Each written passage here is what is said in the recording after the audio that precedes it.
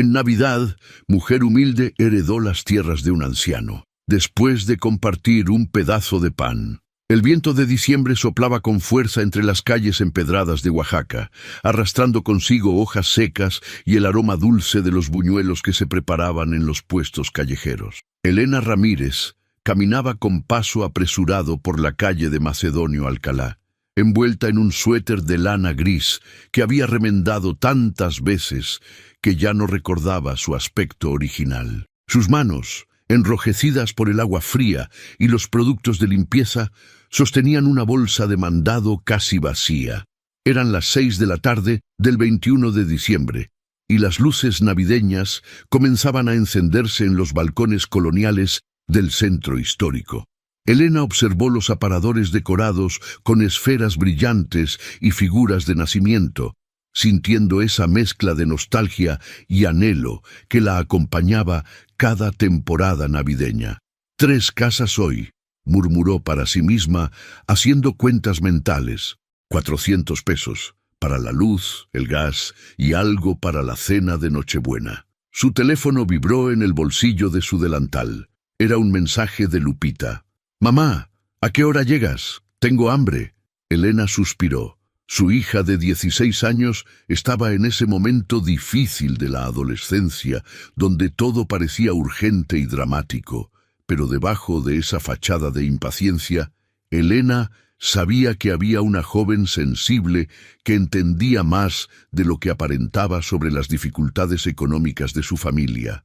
Pasó por la panadería de Don Refugio, donde el olor del pan recién horneado la detuvo en seco. Contó las monedas en su bolsillo, 43 pesos, suficiente para un bolillo y quizás un poco de café soluble que le quedaba en casa. El resto tendría que guardarlo. «Buenas tardes, doña Elena», la saludó Don Refugio desde el mostrador. «¿Lo de siempre?» «Solo un bolillo, Don Refugio». «Gracias». El panadero, un hombre de rostro amable y bigote canoso, envolvió el pan en una servilleta de papel. «Llévese también esta concha. Está un poco pasada, pero todavía está buena. No me la va a comprar nadie ya». Elena quiso rechazar el gesto, pero la bondad en los ojos del hombre la detuvo. «Gracias, Don Refugio. Que Dios lo bendiga». Salió de la panadería con el pan guardado cuidadosamente en su bolsa, como si fuera un tesoro, y en cierta forma lo era. Cada pedazo de comida representaba horas de trabajo, de rodillas adoloridas, de manos agrietadas. El camino hacia su vecindad la llevaba a través del Parque La Bastida, un pequeño jardín rodeado de árboles de laurel, donde las familias solían pasear los domingos. A esa hora, con el frío arreciando y la amenaza de lluvia en el cielo plomizo, el parque estaba casi desierto. Casi, en una banca de hierro forjado, medio oculto por las sombras del atardecer, había un anciano. Elena lo notó primero por su postura, encorvado, con los hombros caídos como si cargara un peso invisible. Vestía un saco raído que alguna vez fue elegante, ahora manchado y con los codos desgastados. Sus zapatos, aunque de buena manufactura, estaban cubiertos de lodo seco. Elena apretó el paso, como hacía siempre que veía a alguien en situación de calle. No por miedo, sino por esa culpa punzante de no poder ayudar a todos los que lo necesitaban. Pero algo en la mirada del anciano la hizo detenerse. Sus ojos, de un café oscuro casi negro, la observaban con una expresión que no era de súplica ni de lástima. Era algo más profundo, más antiguo, como si estuviera evaluando algo que ella no alcanzaba a comprender. «Buenas tardes», dijo el anciano con voz ronca pero clara. «Bonita noche para caminar, ¿no cree?» Elena miró al cielo gris. «Va a llover, señor. Debería buscar refugio». El anciano sonrió levemente. «El refugio a veces está donde menos lo esperamos». Un trueno retumbó a lo lejos y las primeras gotas comenzaron a caer. Elena dudó un momento. El anciano no se movió de la banca, como si la lluvia no le concerniera. «¿Tiene dónde pasar la noche?», preguntó Elena, sorprendiéndose a sí misma. «Tengo muchos lugares», respondió él con un tono extraño, «pero ninguno donde alguien me espere». Las gotas se convirtieron en lluvia constante. Elena abrió su bolsa y sacó el bolillo que acababa de comprar. Sin pensarlo demasiado, porque si lo pensaba no lo haría, partió el pan por la mitad y extendió una parte hacia el anciano. «Tome, no es mucho, pero está recién hecho». El anciano miró el pedazo de pan como si fuera un objeto extraño, algo que no había visto en mucho tiempo. Lentamente, extendió su mano para tomarlo. Sus dedos, largos y huesudos, rozaron los de Elena, y ella sintió el frío intenso de su piel. «¿Por qué?», preguntó él. «¿Por qué qué? ¿Por qué comparte su comida con un desconocido?». Elena se encogió de hombros, sintiendo la lluvia empapar su suéter. «Porque tengo hambre, y usted también, y comer solo siempre es más triste». El anciano la observó durante un largo momento. Luego, asintió lentamente. «Tiene razón, comer solo es muy triste». Se sentaron juntos en la banca, bajo la lluvia que ya no parecía importar. Compartieron el pan en silencio, dos desconocidos unidos por un gesto simple en una noche fría de diciembre. Elena no lo sabía entonces, pero ese pedazo de pan cambiaría su vida para siempre. Durante los siguientes días, Elena no pudo quitarse de la mente al anciano del parque. Había algo en él que la inquietaba, no de manera amenazante, sino como un misterio sin resolver que le daba vueltas en la cabeza mientras tallaba pisos y lavaba trastes en las casas ajenas. El 22 de diciembre, mientras limpiaba la residencia de la familia Villalobos en el fraccionamiento Reforma, la señora de la casa mencionó algo que captó su atención. «Ay, Elena, qué barbaridad lo de don Aurelio Mendoza. ¿Ya supiste?». Elena levantó la vista del espejo que pulía en el recibidor. «No, señora, ¿qué pasó?». «Pues que lo vieron por el centro, todo sucio y desorientado. Dicen que ya perdió la cabeza, pobrecito. Y pensar que ese hombre es dueño de medio valle de Etla. Tierras que valen millones, Elena, millones. Pero no tiene familia, nadie que lo cuide. Sus empleados dicen que un día simplemente se fue de su hacienda y no regresó». Elena sintió un escalofrío. La descripción coincidía demasiado con el anciano del parque. «¿Y nadie lo busca?». «Pues sus abogados, supongo. Pero don Aurelio siempre fue un hombre muy terco, muy solitario. Dicen que nunca se casó, que nunca tuvo hijos. Una vida muy triste, si me pregunta».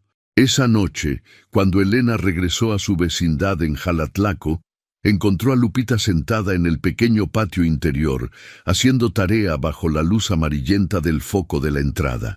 «Mamá, llegaste tarde». «Perdón, mija. El camión tardó mucho». Lupita la observó con esos ojos que habían aprendido a leer entre líneas. «¿Estás bien? Te ves preocupada».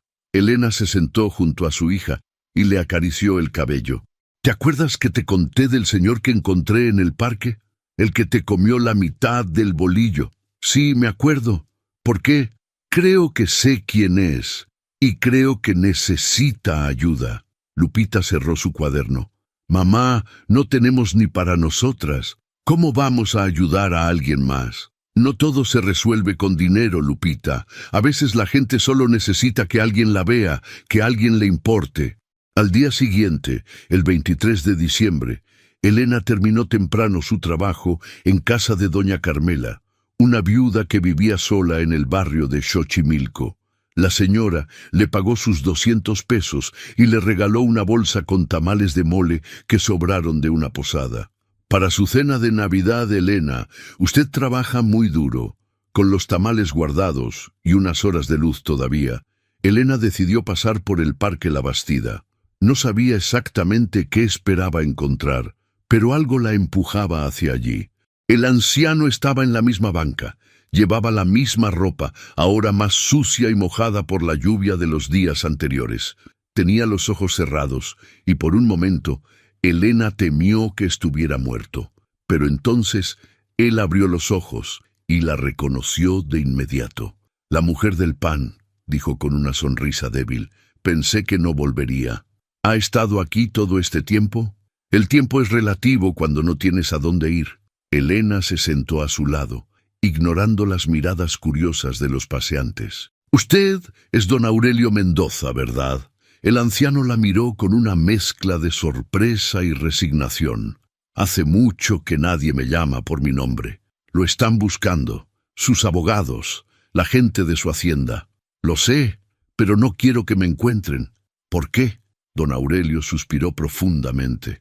Su mirada se perdió en algún punto lejano, como si contemplara recuerdos dolorosos. Porque quieren mis tierras, todos quieren mis tierras. Los sobrinos que nunca me visitaron, los abogados que cobran fortunas por administrar lo que no les pertenece, los políticos que quieren comprar mi silencio.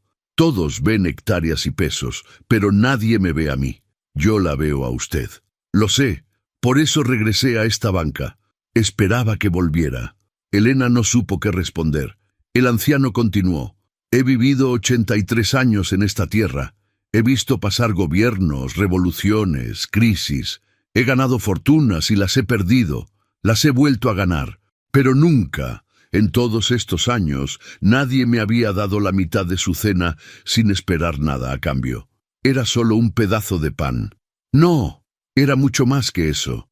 Las campanas de la iglesia de Santo Domingo sonaron a lo lejos, anunciando la hora de la misa vespertina. Don Aurelio se puso de pie con dificultad, sus rodillas crujiendo por el frío y la artritis.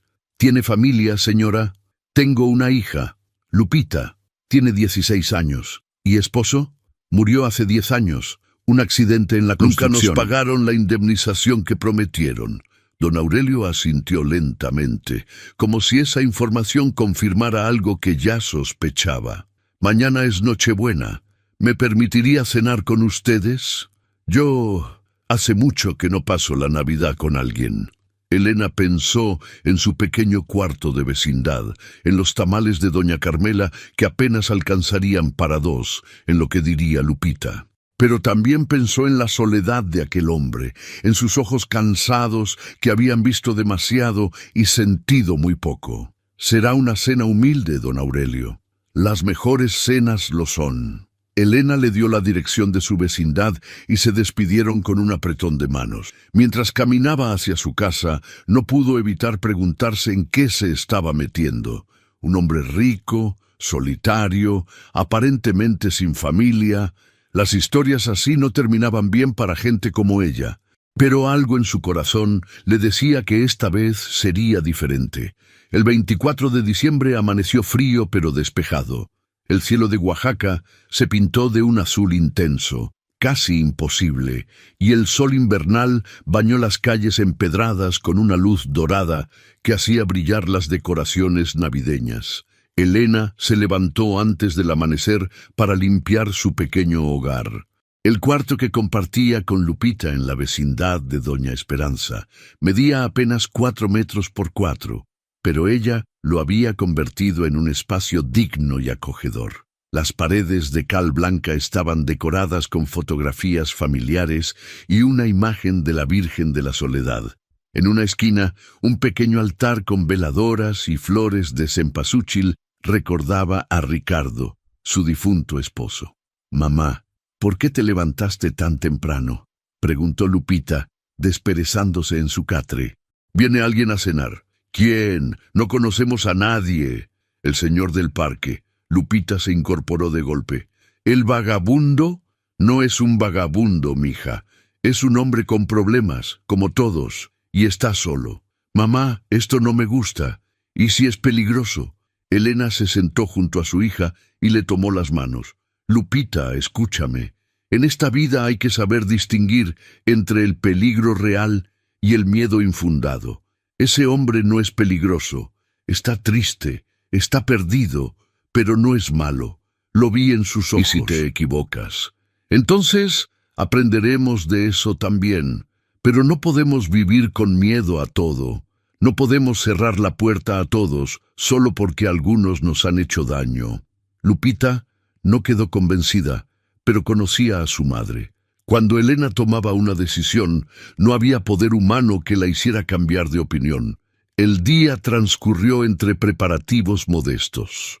Elena calentó los tamales de doña Carmela, preparó un arroz rojo con los ingredientes que tenía, y Lupita preparó agua de Jamaica con el hibisco que habían secado en otoño. No era un banquete, pero era lo que tenían. A las 7 de la noche, cuando las campanas de la iglesia del barrio llamaban a la misa de gallo, alguien tocó a la puerta de la vecindad. Elena abrió y se encontró con una imagen inesperada. Don Aurelio estaba de pie en el umbral, pero ya no parecía el anciano desamparado del parque. Se había bañado, afeitado y vestía un traje oscuro que, aunque antiguo, estaba limpio y planchado. En sus manos llevaba una canasta cubierta con un mantel bordado. «Buenas noches, Elena. Feliz Navidad. Don Aurelio, se ve usted muy diferente.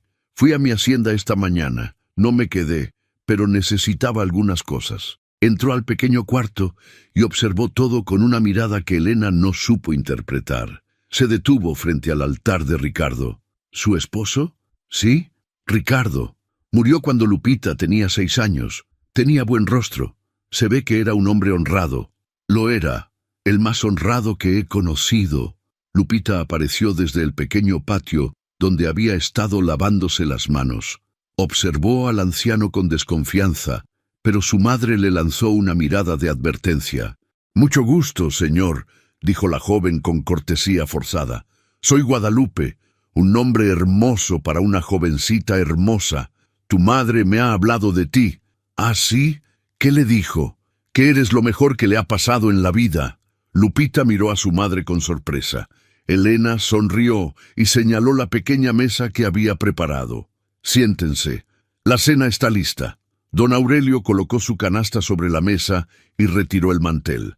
Dentro había cosas que Elena no había visto en años: queso Oaxaca fresco, chocolate de mayordomo, pan de yema de Etla y una botella de mezcal artesanal. No podía venir con las manos vacías. «Don Aurelio, esto es demasiado. Es lo mínimo. Ustedes me ofrecen su hogar, su compañía.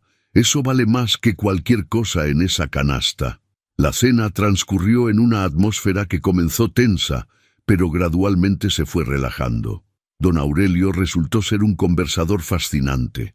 Contó historias de su juventud, de cuando su padre cultivaba maíz en los valles y él ayudaba a arrear las mulas. Habló de cómo había estudiado agronomía en la Ciudad de México y regresado para modernizar las tierras familiares, de los años buenos, cuando las cosechas eran abundantes, y de los malos, cuando la sequía casi lo arruina. Lupita, a pesar de su resistencia inicial, quedó cautivada por los relatos del anciano. «¿Y nunca se casó?», preguntó la joven con esa curiosidad directa de la adolescencia. «Lupita», la reprendió Elena. «Está bien», dijo don Aurelio con una sonrisa melancólica. «Es una pregunta válida. Estuve comprometido una vez, hace muchos años. Se llamaba Soledad, como la Virgen. Era la hija de un comerciante de mezcal. Íbamos a casarnos en primavera. ¿Qué pasó? Enfermó de tuberculosis. En esa época no había los tratamientos de ahora. Murió una semana antes de la boda. El silencio que siguió fue denso y respetuoso. Nunca encontré a nadie que ocupara su lugar», continuó don Aurelio. «No es que no lo intentara. Es que cuando amas de verdad, con todo el corazón, no queda espacio para nadie más». Elena sintió que sus ojos se humedecían. Conocía ese sentimiento demasiado bien.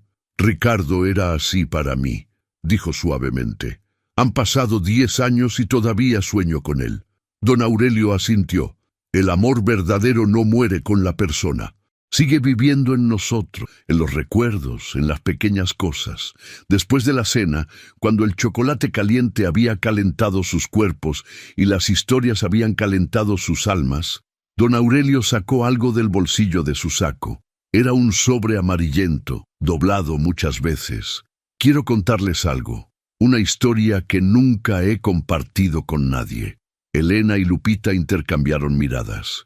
«Hace 60 años, cuando yo tenía 23, pasé por el peor momento de mi vida. Había perdido a Soledad, mi padre había muerto, y las deudas amenazaban con quitarme las tierras. Una noche de diciembre, muy parecida a esta, caminé hasta el puente de Xochocotlán. Iba decidido a terminar con todo. Lupita se llevó una mano a la boca. Pero en el camino, una mujer me detuvo. Era una anciana que vendía pan en una esquina. Yo pasé junto a ella sin mirarla, pero ella me llamó. «Joven», me dijo, «tiene cara de hambre». Le dije que no tenía dinero. Ella sonrió y me dio un pedazo de pan. «No se necesita dinero para recibir bondad», me dijo. Don Aurelio miró directamente a Elena. Esa noche no fui al puente. Me senté en una banca a comerme ese pan y lloré. Lloré todo lo que no había llorado en meses. Y cuando terminé, me di cuenta de que si una desconocida podía mostrarme compasión, quizás el mundo no era tan oscuro como yo pensaba. «¿Qué pasó con la anciana?», preguntó Elena, aunque ya intuía la respuesta. Nunca volví a verla. La busqué durante años, pero nadie la conocía. A veces pienso que fue un ángel, a veces pienso que simplemente era una persona común, haciendo algo extraordinario. Pero desde ese día prometí que cuando encontrara a alguien que mostrara esa misma bondad, esa capacidad de dar sin esperar nada, le devolvería lo que aquella mujer me dio a mí. Abrió el sobre y sacó un documento viejo y arrugado. «Esta es la escritura original de mis tierras. 300 hectáreas en el valle de Etla, las más fértiles de todo Oaxaca». «Don Aurelio», comenzó Elena, pero el anciano levantó una mano. «Déjeme terminar. Tengo 83 años, estoy enfermo del corazón, y no me queda mucho tiempo. He pasado las últimas décadas buscando a la persona correcta. He conocido a cientos de personas, he probado su carácter de 1000 maneras, y todas, sin excepción, han fallado. Hasta usted. Yo no hice nada especial. Hizo lo más especial de todo. Compartió su comida con un desconocido, sin saber quién era, sin esperar nada a cambio. Exactamente como aquella anciana hizo conmigo». Lupita miraba alternadamente a su madre y al anciano, sin poder procesar lo que escuchaba. «Quiero que ustedes hereden mis tierras», dijo don Aurelio, «pero no será fácil. Hay mucha gente que luchará contra esta decisión. Tendrán que ser fuertes». Elena negó con la cabeza. «Nosotras no sabemos nada de tierras, de cosechas. Aprenderán, como aprendí yo, pero eso es para después. Esta noche solo quería que supieran la verdad». Las campanas de medianoche comenzaron a sonar, anunciando el nacimiento de Cristo. En el pequeño cuarto de la vecindad, 3 personas de mundos completamente diferentes compartían un momento de conexión que ninguna de ellas olvidaría jamás. Elena no sabía que esa Nochebuena era solo el comienzo de una batalla que pondría a prueba todo lo que creía sobre sí misma. Los días posteriores a la Navidad trajeron consigo una tormenta que nada tenía que ver con el clima. El 26 de diciembre, mientras Elena preparaba sus cosas para ir a trabajar, alguien tocó con fuerza la puerta de la vecindad. Cuando abrió, se encontró con 2 hombres en trajes caros que contrastaban violentamente con el entorno humilde del barrio. «¿Elena Ramírez?», preguntó el más alto, un hombre de rostro afilado y ojos fríos. «Sí, soy yo. Soy el licenciado Fernando Castillo, y este es mi colega, el licenciado Mendoza. Somos los abogados de don Aurelio Mendoza». Elena sintió que el estómago se le encogía. «¿Pasó algo con don Aurelio?». «Digamos que tenemos algunas preguntas sobre su relación con nuestro cliente». Los abogados entraron sin ser invitados, mirando el pequeño cuarto con una mezcla de desprecio y curiosidad. «Entendemos que don Aurelio pasó la Nochebuena aquí», continuó Castillo, «y que le mostró ciertos documentos. Cenamos juntos, sí, pero no entiendo qué tiene eso de malo. Señora Ramírez, seré directo. Don Aurelio es un hombre mayor, con problemas de salud y posibles deterioros cognitivos. Cualquier documento que le haya mostrado o prometido carece de validez legal sin la supervisión adecuada». Él parecía muy lúcido. «Eso es lo que usted dice, pero un juez podría ver las cosas de manera muy diferente». El otro abogado, que hasta entonces había permanecido en silencio, dio un paso adelante. «Mire, señora, no queremos problemas. Estamos aquí para ofrecerle una solución amigable. Si don Aurelio le prometió algo, podemos compensarla. Digamos, 50,000 pesos». Es más dinero del que usted ganaría en un año. Elena sintió que la sangre le hervía. Me están ofreciendo dinero para que me olvide de don Aurelio. Le estamos ofreciendo una salida digna de una situación que solo puede terminar mal para usted. Creo que deberían irse. Castillo sonrió, pero no había nada amable en su expresión. Piénselo, señora Ramírez. Tenemos recursos que usted no puede ni imaginar, y tenemos la ley de nuestro lado. Una mujer como usted, sin educación, sin conexiones, tratando de quedarse con la fortuna de un anciano vulnerable. ¿Cómo cree que la verán los periódicos? Yo no estoy tratando de quedarme con nada. Eso no es lo que parece desde afuera. Y créame, nosotros controlamos lo que parece desde afuera. Los abogados se fueron dejando tras de sí un silencio pesado. Elena se dejó caer en una silla, temblando de rabia e impotencia. Lupita, que había escuchado todo desde el patio, entró corriendo. «Mamá, ¿estás bien?» «No lo sé, mija, no lo sé». Esa tarde, Elena fue a buscar a don Aurelio a su hacienda. El camino a Etla era largo en transporte público, y cuando finalmente llegó, se encontró con una propiedad imponente rodeada de muros de piedra. Un guardia en la entrada le impidió el paso. «No está recibiendo visitas. Dígale que Elena Ramírez quiere verlo». El guardia la miró de arriba a abajo con desdén. «El señor Mendoza no recibe a cualquiera. Él me conoce. Por favor, solo dígale mi nombre». Después de varios minutos de espera, el guardia recibió una llamada por radio. Su expresión cambió de desprecio a confusión. «Puede pasar». La hacienda era como un mundo aparte. Jardines cuidadosamente mantenidos, fuentes de cantera, árboles frutales que debían tener décadas. La casa principal era una construcción colonial de 2 pisos, con arcos de medio punto y balcones de hierro forjado. Don Aurelio la recibió en un estudio lleno de libros y recuerdos. A diferencia de la noche anterior, lucía cansado, envejecido. «Elena, sabía que vendrías. Sus abogados fueron a buscarme. Lo imaginé. ¿Qué te ofrecieron? Dinero y amenazas». Don Aurelio asintió con pesar.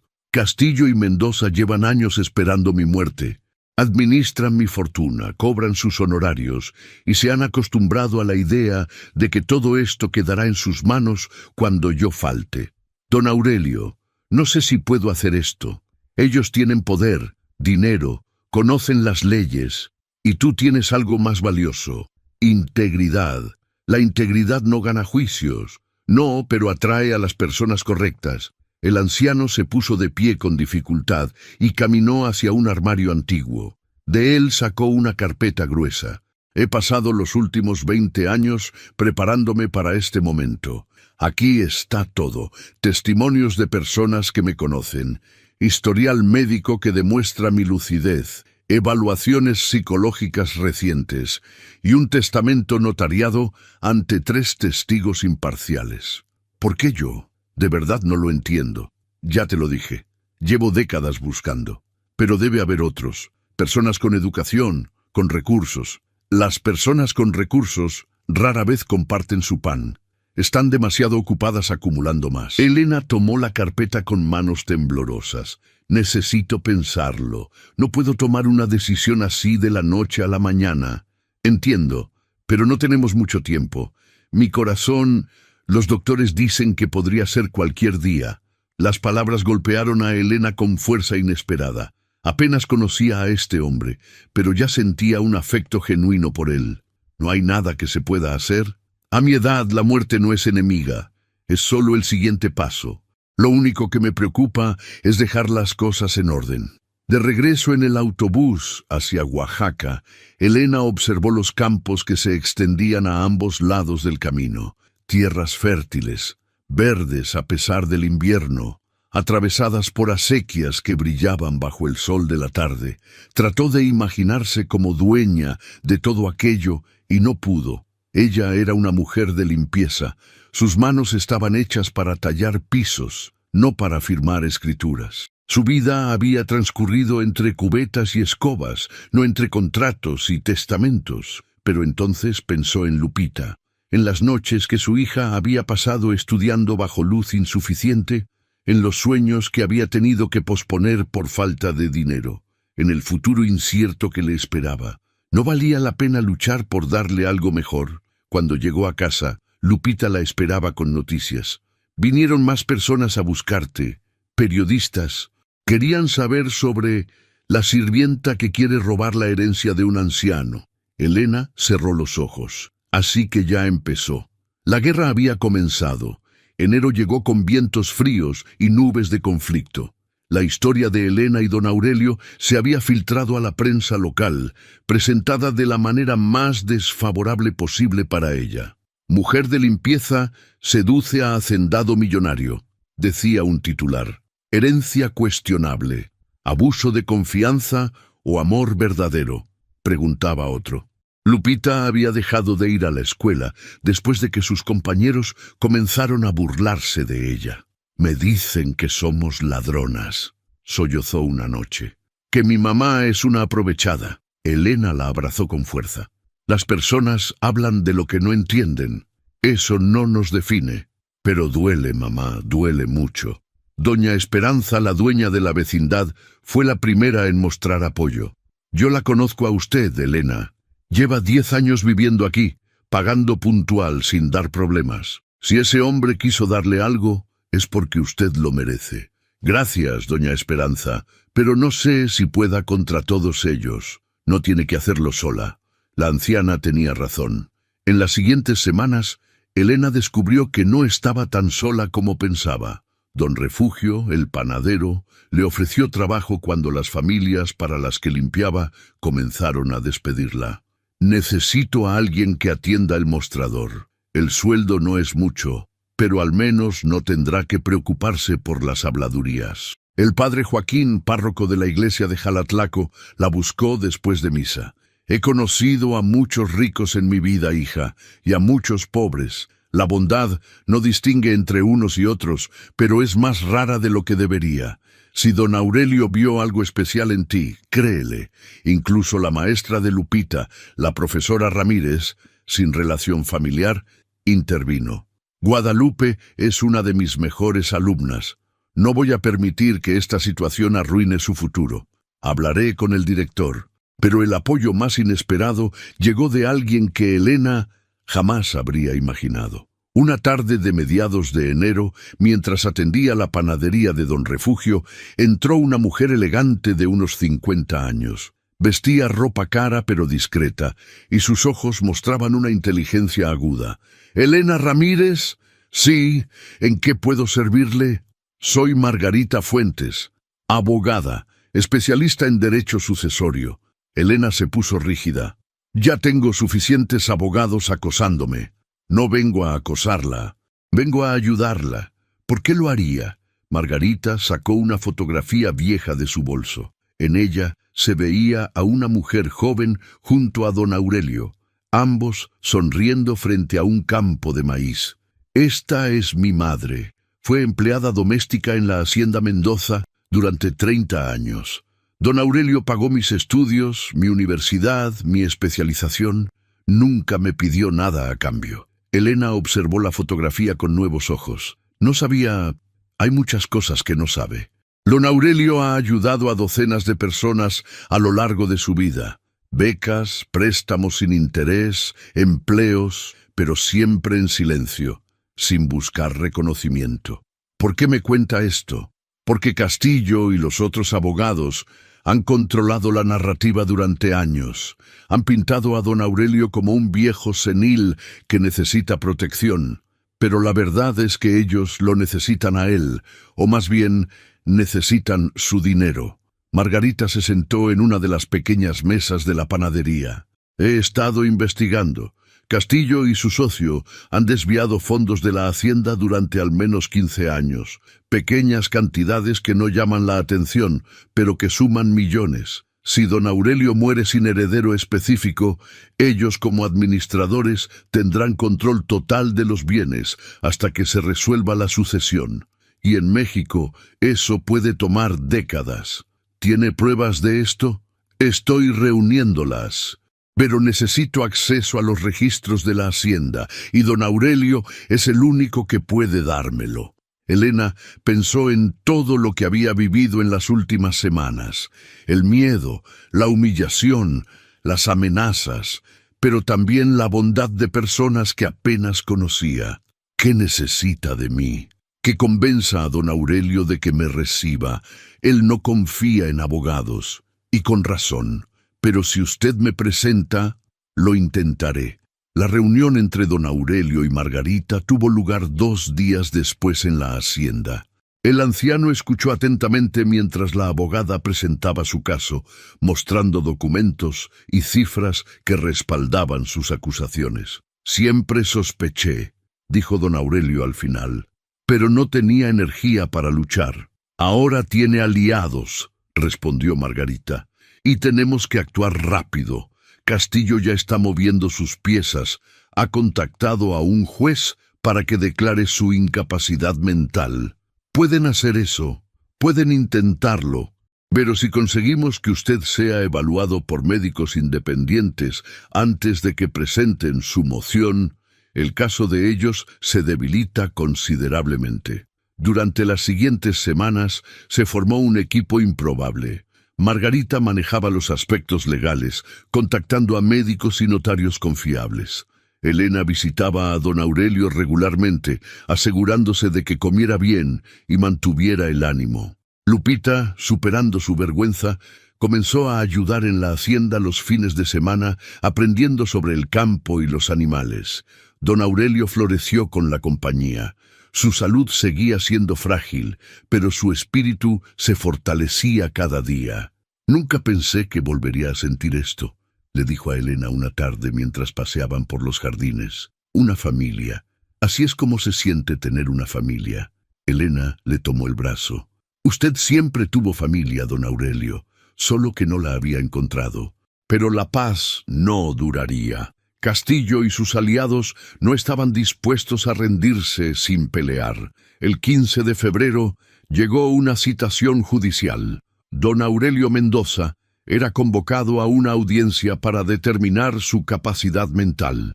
Si era declarado incapaz, todos los documentos que había firmado, incluido el testamento que nombraba a Elena como heredera, serían anulados. La batalla final estaba por comenzar. El Juzgado Segundo de lo Civil de Oaxaca ocupaba un edificio colonial en el centro de la ciudad, con paredes de cantera verde y pasillos que olían a papel viejo y burocracia. Elena llegó temprano la mañana del 20 de febrero, vestida con el mejor vestido que tenía, uno azul marino, que Lupita había planchado con esmero la noche anterior. Don Aurelio llegó acompañado de Margarita y un médico independiente que había documentado su estado mental durante las semanas anteriores. Del otro lado, Castillo y Mendoza se presentaron con un equipo de 4 abogados y su propio perito psiquiátrico. La sala de audiencias era pequeña y estaba abarrotada. Además de los involucrados, había periodistas, curiosos y algunas personas que Elena reconoció: doña Esperanza, don Refugio, el padre Joaquín. Habían venido a apoyarla. El juez, un hombre de rostro severo llamado Alejandro Ramírez, otra coincidencia de apellidos, llamó al orden. «Estamos aquí para determinar la capacidad mental del señor Aurelio Mendoza Villareal, de 83 años, en relación con documentos testamentarios firmados el pasado mes de diciembre. El peticionario, representado por el licenciado Castillo, alega que el señor Mendoza sufre de deterioro cognitivo que invalida su capacidad de tomar decisiones legales». Castillo se puso de pie con la seguridad de quien está acostumbrado a ganar. «Su señoría, presentamos evidencia de que don Aurelio ha mostrado comportamiento errático en los últimos meses. Abandonó su residencia sin informar a nadie, deambuló por las calles en condiciones deplorables y entabló relación con una desconocida a quien pretende heredar toda su fortuna. Estos son signos claros de demencia. ¿Tiene documentación médica que respalde estas afirmaciones?». Presentamos el testimonio del doctor Sergio Arriaga, psiquiatra certificado, quien ha evaluado casos similares. El doctor Arriaga subió al estrado. Era un hombre de modales suaves que habló sobre deterioro cognitivo, influencia indebida y vulnerabilidad de los ancianos. Nunca había examinado personalmente a don Aurelio, pero su testimonio sonaba convincente. Cuando fue el turno de Margarita, la abogada presentó un contraataque meticuloso. Su señoría, presentamos los resultados de 3 evaluaciones independientes realizadas al señor Mendoza en las últimas 6 semanas. El doctor Porfirio Luna, geriatra con 40 años de experiencia, el doctor Manuel Zárate, neurólogo del Hospital Civil, y la doctora Carmen Sosa, psiquiatra forense. Los 3 coinciden en que don Aurelio presenta facultades mentales completas y capacidad plena de juicio. Los informes fueron admitidos como prueba. Castillo objetó. Estas evaluaciones fueron solicitadas por la defensa. No son imparciales. Son tan imparciales como el testimonio del doctor Arriaga, quien ni siquiera ha visto al paciente, respondió Margarita. El juez intervino. Silencio. Procederemos con el testimonio del señor Mendoza. Don Aurelio se acercó al estrado con paso lento pero firme.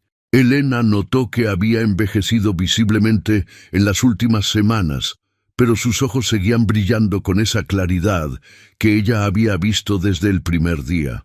Castillo comenzó el interrogatorio. Señor Mendoza, ¿puede decirnos dónde estuvo la noche del 21 de diciembre del año pasado? En el Parque La Bastida. Estaba sentado en una banca. ¿Por qué estaba ahí? Porque quería pensar. A veces el silencio de una noche fría ayuda a poner las ideas en orden. ¿No es cierto que había abandonado su residencia sin informar a su personal? Es cierto.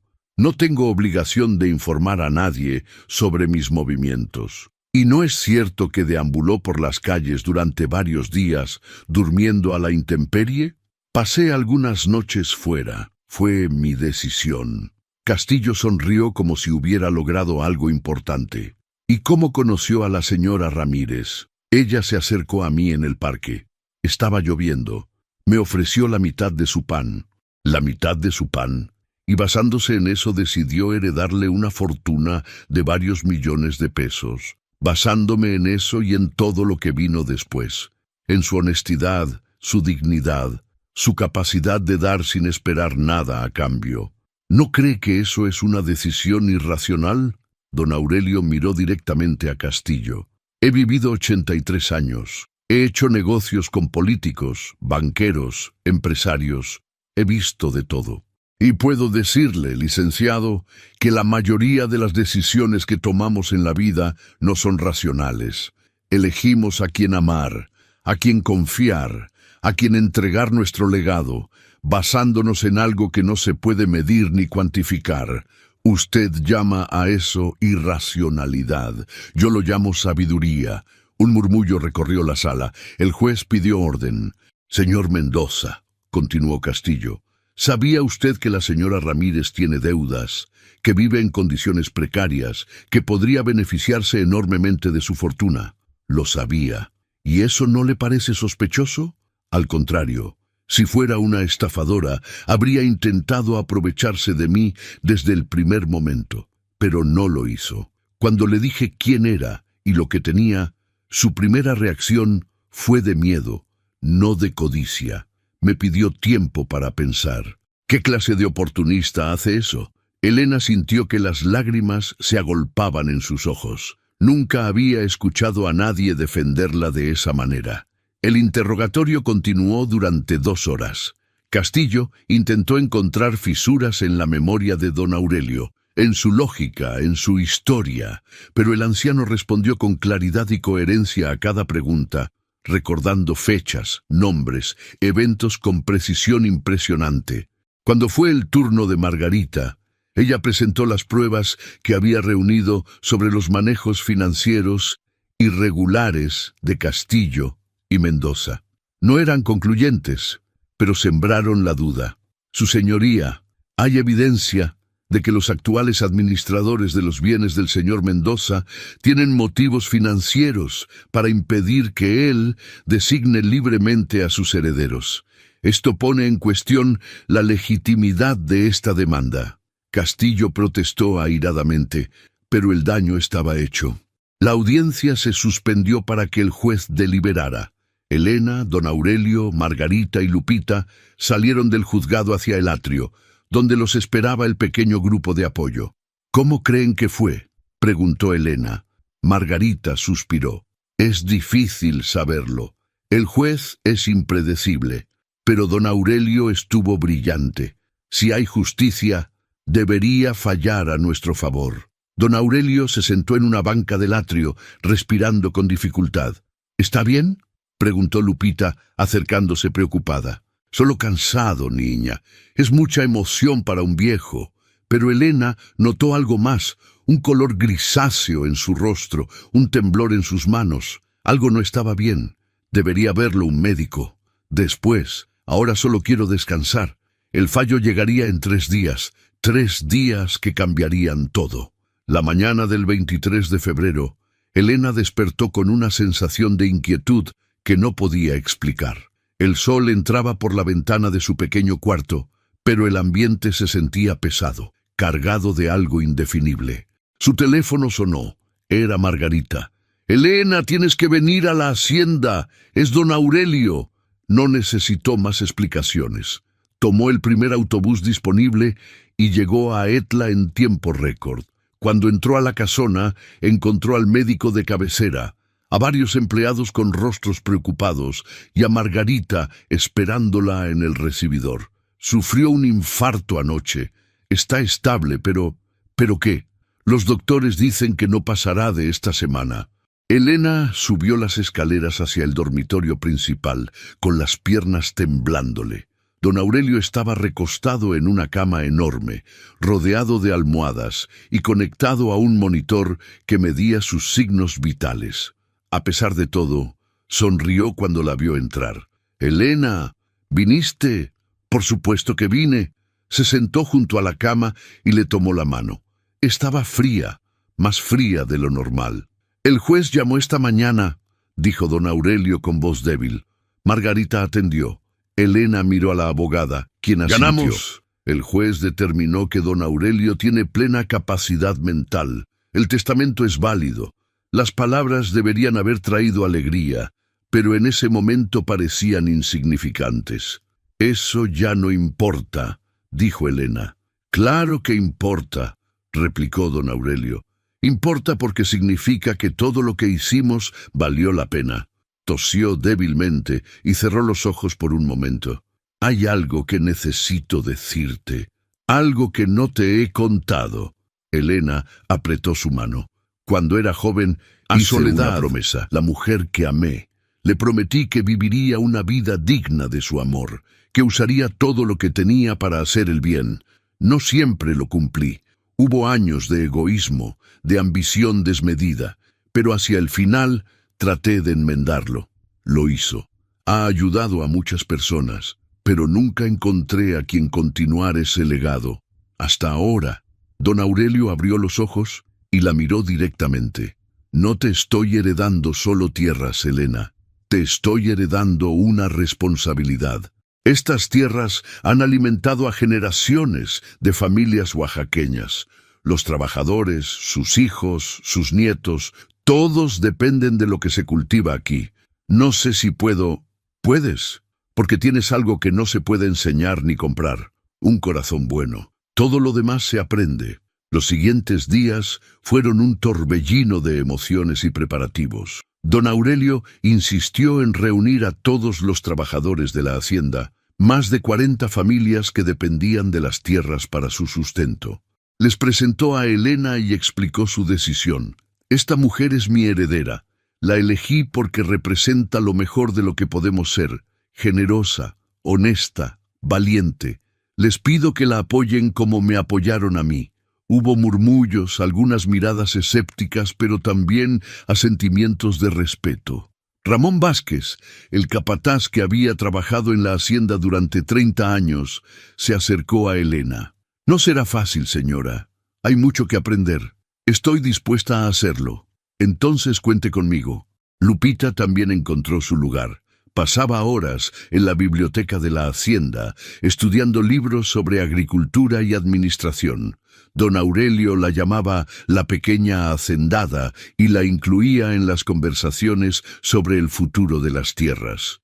«Tu madre tiene el corazón», le dijo una tarde, «pero tú tienes la mente. Juntas pueden hacer cosas extraordinarias». El 27 de febrero, don Aurelio murió en paz. Fue una muerte tranquila, sin dolor, rodeado de las personas que había elegido como su familia. Elena estaba a su lado, sosteniendo su mano, cuando dio su último suspiro. «Gracias», fueron sus últimas palabras, «por el pan». El funeral se celebró 2 días después en la iglesia del pueblo de Etla. Cientos de personas asistieron, trabajadores de la hacienda, vecinos, comerciantes, personas que habían recibido ayuda de don Aurelio a lo largo de los años. Margarita pronunció un discurso emotivo, contando la historia de cómo el anciano había pagado sus estudios décadas atrás. Castillo y los otros abogados no se presentaron, quizás por vergüenza, quizás por táctica, pero su ausencia fue elocuente. Después del funeral, Elena caminó sola por los campos de la hacienda. El sol de la tarde pintaba los surcos de oro y el viento llevaba el aroma de la tierra húmeda. Se detuvo en un punto elevado desde donde podía ver todo el valle. «3 meses», murmuró para sí misma. «Hace 3 meses estaba limpiando pisos y ahora...». No terminó la frase. No había palabras para describir lo que sentía. Lupita la encontró allí 1 hora después. «Mamá, ¿estás bien? Estoy abrumada. Todo esto es demasiado. Lo sé, pero no tienes que hacerlo sola. Tienes a Margarita, a Ramón, a todos los trabajadores. Y me tienes a mí». Elena abrazó a su hija con fuerza. «¿Cuándo te volviste tan sabia? Creo que aprendí de ti». Permanecieron allí hasta que el sol se puso, madre e hija contemplando el futuro que se abría ante ellas. Un futuro que ninguna de las dos había imaginado, pero que ambas estaban dispuestas a construir. El legado de don Aurelio vivía en las tierras que dejaba, pero su verdadero legado vivía en el corazón de Elena, la certeza de que un simple acto de bondad puede transformarlo todo. 1 año después, en la Nochebuena siguiente, la hacienda Mendoza brillaba con luces y celebración. Elena había pasado los últimos 12 meses aprendiendo todo lo que podía sobre agricultura, administración y el complejo tejido social que mantenía funcionando las tierras. No había sido fácil. Hubo momentos de duda, de frustración, de lágrimas silenciosas en la madrugada. Pero también hubo triunfos. La primera cosecha exitosa bajo su dirección, la renegociación de contratos más justos para los trabajadores, la apertura de una pequeña escuela para los hijos de los empleados. Castillo y Mendoza habían intentado impugnar el testamento 2 veces más, pero Margarita los había derrotado en cada ocasión. Eventualmente, una investigación del Ministerio Público reveló sus fraudes financieros, y ambos enfrentaban cargos criminales. La justicia, lenta pero persistente, finalmente había llegado. La gran casona estaba decorada con papel picado y flores de Nochebuena. En el comedor principal, una mesa larga esperaba a los más de 50 invitados, trabajadores de la hacienda con sus familias, vecinos del pueblo, amigos que Elena había hecho en su nuevo papel. Lupita, ahora de 17 años, dirigía la organización con la eficiencia de alguien nacida para liderar. Había terminado la preparatoria con honores y planeaba estudiar agronomía, como don Aurelio había hecho décadas atrás. «Mamá, ya están llegando los invitados». Elena se miró una última vez en el espejo del recibidor. Ya no vestía su viejo suéter remendado. Llevaba un vestido bordado con motivos zapotecos que había comprado en el mercado de Oaxaca y un collar de filigrana que había pertenecido a la madre de don Aurelio. Pero sus manos seguían siendo las mismas, fuertes, trabajadoras, marcadas por años de esfuerzo. No había olvidado de dónde venía y no pensaba hacerlo. Voy. La cena fue un festín de sabores oaxaqueños: mole negro, tamales de amarillo, tasajo con nopales, chocolate caliente servido en jícaras de barro. Elena había insistido en que la comida fuera preparada de manera tradicional, con ingredientes de la región. Cuando todos estuvieron servidos, se puso de pie para brindar. Hace un año, esta casa estaba vacía. Un hombre bueno vivía aquí solo, esperando encontrar a alguien que continuara su obra. No sé por qué me eligió a mí. Todavía no lo entiendo del todo, pero sé que no estoy aquí por casualidad. Miró a los rostros que la rodeaban: Ramón y su familia, Margarita, que había venido desde la ciudad, doña Esperanza y don Refugio, que habían hecho el viaje desde Oaxaca, el padre Joaquín, que había oficiado tanto el funeral de don Aurelio como su primera misa de acción de gracias. Don Aurelio me enseñó que la bondad no es debilidad, que compartir lo que tenemos, aunque sea poco, nos hace más ricos, no más pobres. Que las verdaderas fortunas no se miden en hectáreas ni en pesos, sino en las vidas que tocamos. Las lágrimas brillaban en los ojos de varios asistentes. Esta tierra ya no es mía, es de todos ustedes, de todos los que la trabajan, la cuidan, la aman. Yo solo soy la guardiana de un legado que comenzó mucho antes de mí y que continuará mucho después. Levantó su copa. Por don Aurelio, por la bondad que nos une y por todos los pedazos de pan que cambian el mundo. ¡Salud!, resonó en toda la sala. Después de la cena, cuando los invitados comenzaban a despedirse, Elena salió al jardín. La noche estaba clara, fría, llena de estrellas. Desde donde estaba podía ver las luces del pueblo de Etla brillando a lo lejos. Lupita se acercó y se paró a su lado. ¿En qué piensas? En lo rápido que cambia la vida. Hace un año estábamos en nuestro cuartito de la vecindad, compartiendo tamales y preguntándonos si podríamos pagar la luz. Y ahora tenemos todo esto.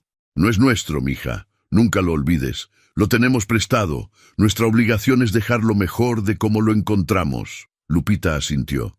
Lo sé, pero ¿sabes qué es lo mejor de todo esto? ¿Qué? Que sigues siendo tú. Con todo lo que ha pasado, sigues siendo la misma persona que compartió su pan con un desconocido en un parque. Elena sonrió. Eso es lo único que no puede cambiar. Si lo hace, lo perdemos todo. Permanecieron allí un rato más, madre e hija, contemplando las estrellas y el futuro que se extendía ante ellas. Un futuro construido sobre los cimientos más sólidos que existen: la bondad humana, el amor incondicional y la convicción de que cada pequeño acto de generosidad puede transformar el mundo. En algún lugar, Elena estaba segura. Don Aurelio las observaba y sonreía. Y quizás también aquella anciana que, 60 años atrás, le había dado a un joven desesperado un pedazo de pan. La cadena de bondad continuaba. Si llegaste hasta aquí, no dejes de darle like a este video y suscribirte al canal para no perderte nuestras próximas historias. Déjanos en los comentarios desde qué lugar del mundo nos estás viendo. Tu apoyo nos motiva a seguir creando contenido como este. Gracias por acompañarnos.